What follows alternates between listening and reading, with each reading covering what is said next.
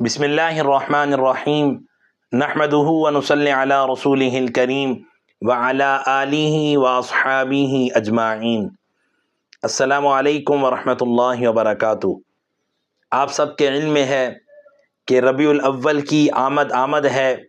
اس ماہ مبارک میں پیارے پیغمبر علیہ الصلاۃ والسلام کی دنیا میں تشریف آوری بھی ہوئی، اور اسی مہینے میں پیارے پیغمبر علیہ الصلاۃ والسلام اس دنیا سے پردہ بھی فرما گئے۔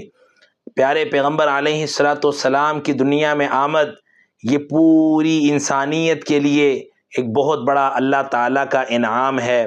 آپ صلی اللہ علیہ وسلم کا دنیا میں آنا ہی اتنا کمال والا ہے کہ ایسے دنیا میں کوئی نہیں آیا۔ سیرت ابن حشام میں لکھا ہے، آپ صلی اللہ علیہ وسلم کی والدہ ماجدہ حضرت آمنہ بنت وہب سے روایت ہے کہ جب آپ صلی اللہ علیہ وسلم حمل میں آئے تو ان کو خواب میں بشارت دی گئی کہ تم اس امت کے سردار کے ساتھ حاملہ ہوئی ہو، اور جب وہ پیدا ہوں تو یوں کہنا کہ ہر حاسد سے اور اس کے شر سے اس ایک ذات کی تم پناہ میں رہو، اور پھر ان کا نام محمد رکھنا۔ اسی طرح سیرت ابن حشام میں ہی لکھا ہے، حمل کے وقت آپ صلی اللہ علیہ وسلم کی والدہ ماجدہ نے ایک نور دیکھا جس میں شام کے شہر بصرہ کے محل ان کو نظر آئے۔ اب یہ نور کا دیکھنا یہ اس قصے کے علاوہ ہے جو عین ولادت کے وقت اسی طرح کا واقعہ ہوا تھا۔ اسی طرح سیرت ابن حشام میں یہ بھی لکھا ہے کہ آپ صلی اللہ علیہ وسلم کی والدہ ماجدہ روایت کرتی ہیں کہ میں نے یعنی کسی عورت کا کوئی حمل ایسا نہیں دیکھا جو آپ سے بہتر اور آسان ہوا ہو۔ مطلب یہ ہے کہ حضور صلی اللہ علیہ وسلم کے برابر کوئی بھی نہ تھا۔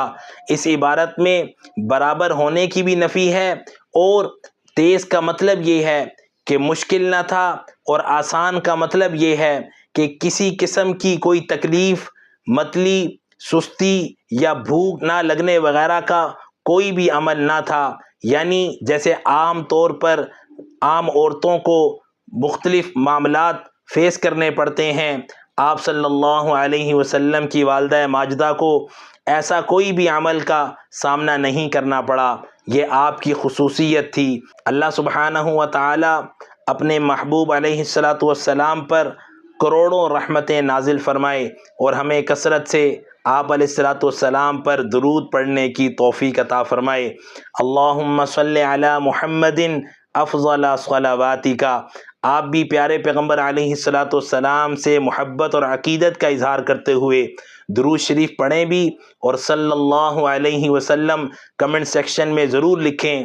اللہ تعالی ہمارے اس عمل خیر کو ہمارے لیے باعث نجات اور پیارے پیغمبر علیہ الصلاۃ والسلام کی شفاعت کا ذریعہ بنائے۔ اللہ تعالی اس ماہ مبارک کی پوری قدر و منزلت کی توفیق عطا فرمائے، اور ہم سب کو تا زندگی پیارے پیغمبر علیہ الصلاۃ والسلام کی کامل اتباع کرتے ہوئے زندگی گزارنے کی اور آخرت کو سنوارنے کی ہمت، طاقت، توفیق اور سعادت عطا فرمائے، اور ہم سب کا حامی و ناصر ہو۔ آمین یا رب العالمین۔